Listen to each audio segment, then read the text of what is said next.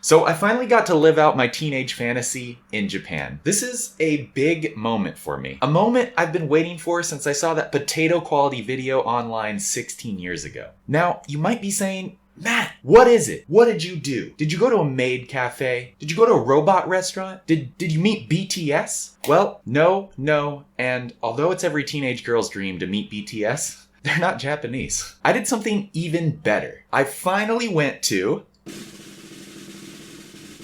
Akihabara. What's that? You don't know what Akihabara is? Well, let me tell you. It's only the anime and manga capital of the world. Sounds cool, right? Well, it gets even better because that's not why I actually went. The real reason I went is because it's actually known as the electronic capital of Japan. See, when I was a teenager, I loved computers and electronics, and it's the only thing that I really cared about, and the only thing that cared about me.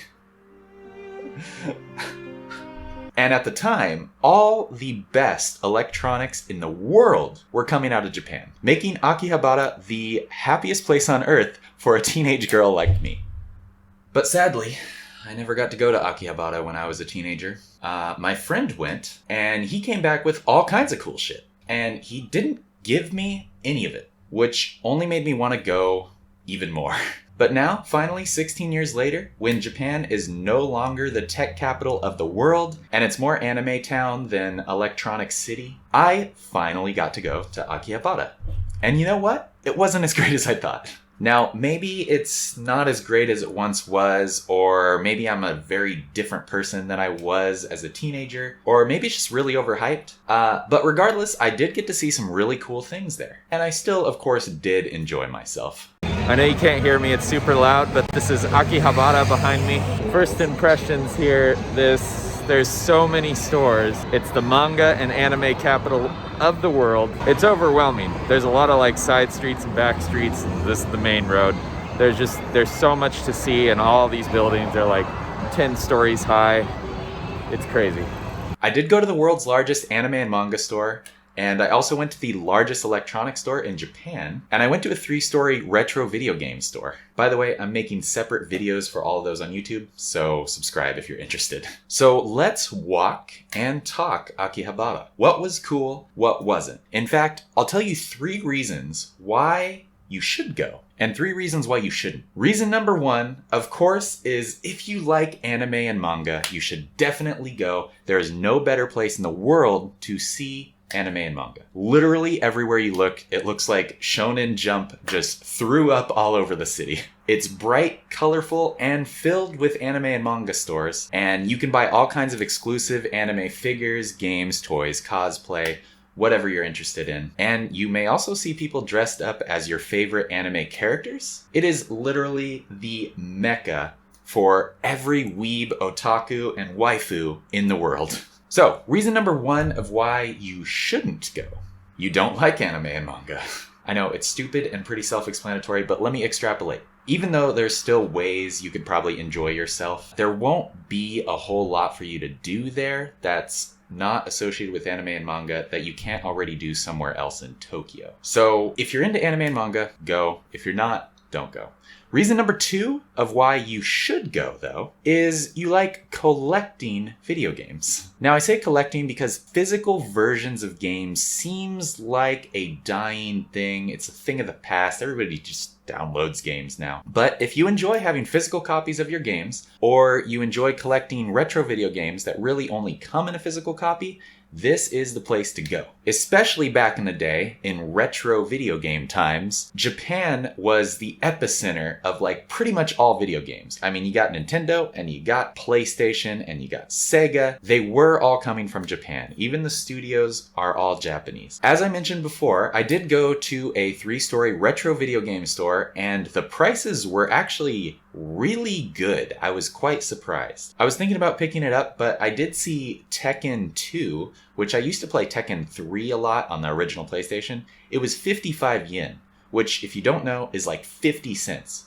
For any retro video game, that's amazing, much less one that's that popular. The only thing is I needed a Japanese PlayStation to be able to play it, and I didn't want to buy that, so...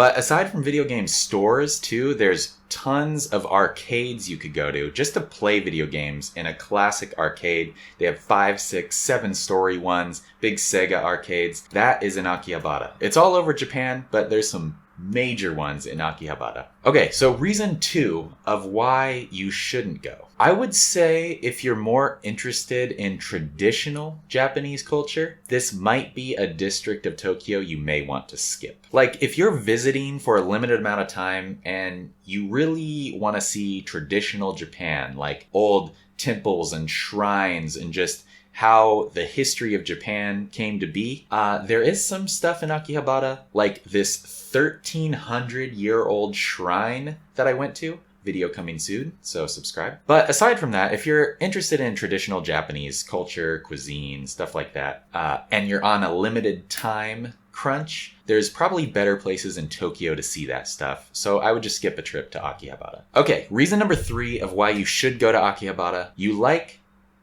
wacky things. I know wacky is not a regular word you hear all the time, but I use wacky because there's literally no better way to describe it in English. Nearly everything is weird in Akihabara. Everything that you hear about that's weird in Japan is probably in or around or from Akihabara. Like, for example, Akihabara is filled with these things called maid cafes, which is kind of like Hooters in America, where you go for the girls and not necessarily the food. Except the girls are dressed up in like skimpy maid outfits, and everything is cutesy and colorful. There's also like a weird vending machine alley, vending machines that sell like bugs and toys and stuff. And you see some strange people dressed up in some crazy cosplay. Okay, so the last reason I would say not to go to Akihabara, and this is kind of a big one, but you aren't going to Tokyo.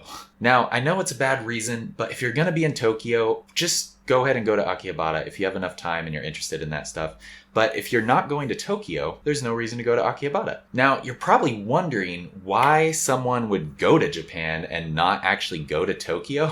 Well, believe it or not, there's much more to Japan than the world's largest city. In fact, I would arguably say that for most people that have spent a decent amount of time in Japan, if you ask them, Tokyo is probably not going to be their favorite place. It's crowded, it's touristy, and it's just a big city, a massive city that's mind-blowingly big. I can't even describe to you how big this city is. But because Japan is so long and mountainous and filled with natural disasters like volcanoes and earthquakes and hurricanes, which I know isn't selling it for you, but because of that, it has some of the most beautiful places on Earth, landscape-wise, like nature-wise. And if you want to see like some crazy volcanoes and mountains and waterfalls and forests and just amazingness of nature, which Japan has outstanding amounts of, you're not going to find a lot of it in Tokyo outside of the view you can get on a clear day of Mount Fuji. But Tokyo is not really the best place to see that. You just can see it. Anyway, moral of the story is Japan is awesome and weird, and I'm no longer a teenage girl. I'm a woman. No,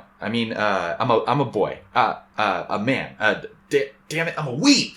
Da!